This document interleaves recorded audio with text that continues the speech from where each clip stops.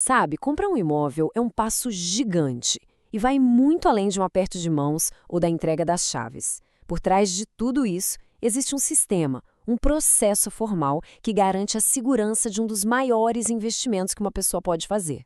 É exatamente esse universo que a gente vai desvendar agora. A grande pergunta que guia a gente aqui é essa: como é que um documento, uma escritura que seja, se transforma num direito real, sólido, seguro e que todo mundo reconhece? Essa é a jornada que a gente vai acompanhar passo a passo. Então, o nosso mapa está traçado. A gente começa lá nos bastidores do cartório, depois entende o que é o tal RG do imóvel, acompanha a viagem de um documento, vê como consertar possíveis erros e, para fechar, descobre as situações em que o dono, mesmo sendo dono, não pode vender. Bora lá? Para começar, vamos entrar nos bastidores de um cartório de registro de imóveis. É ali que a mágica acontece. A gente vai entender como as coisas se organizam e que tipo de papelada eles realmente aceitam. Pensa que a base de tudo são livros super organizados. O livro 1, chamado de protocolo, funciona como a portaria de um prédio. Absolutamente tudo que chega é anotado ali, em ordem cronológica. Já o livro 2, o registro geral, esse é o coração. É o grande arquivo onde a história de cada propriedade é construída, tijolo por tijolo. E o que é que pode ser registrado? Bom, não é qualquer papel. A lei é bem específica. O mais comum, claro, são as escrituras públicas, feitas num cartório de notas.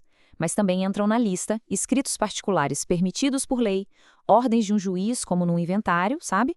Contratos com o governo e até documentos vindos de outros países, desde que sigam as regras daqui. E olha só, a legislação está sempre se modernizando.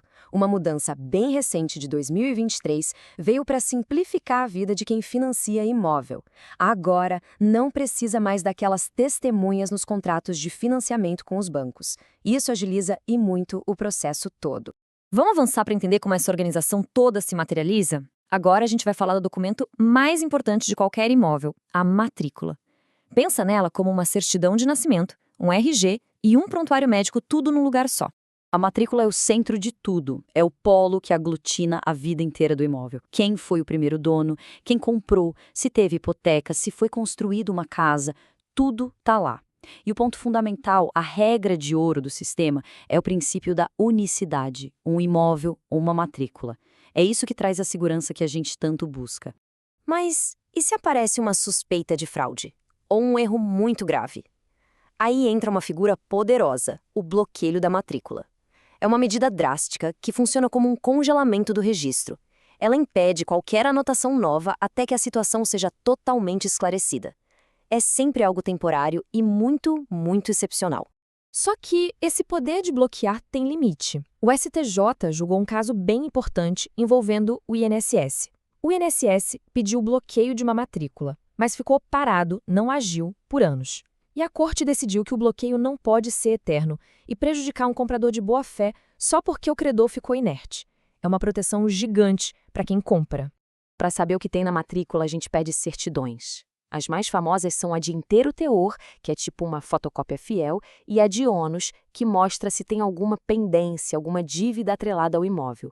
E tem uma novidade de 2022 que é uma mão na roda, a certidão da situação jurídica atualizada, um resumão completo que facilita demais a vida. Certo, agora vamos seguir o caminho do título na prática. Imagina que um documento de compra e venda acabou de chegar no cartório. Ele está prestes a passar pelo seu teste mais rigoroso. Esse caminho tem 3 etapas-chave. Primeiro, a apresentação.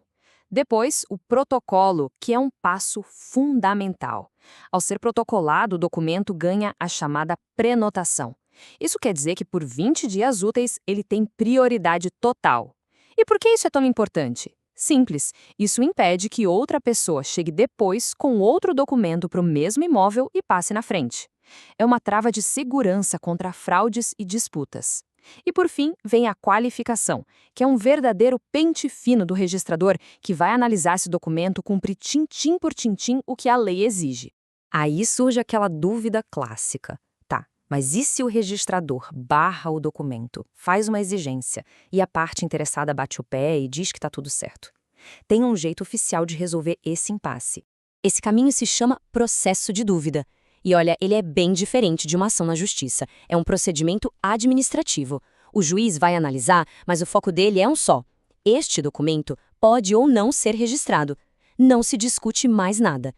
E outro ponto super importante, não é obrigatório ter advogado. Mas vamos lá. E se um erro for descoberto na matrícula anos depois? Ninguém é de ferro, né? Erros acontecem. O sistema, claro, tem um jeito de consertar essas falhas.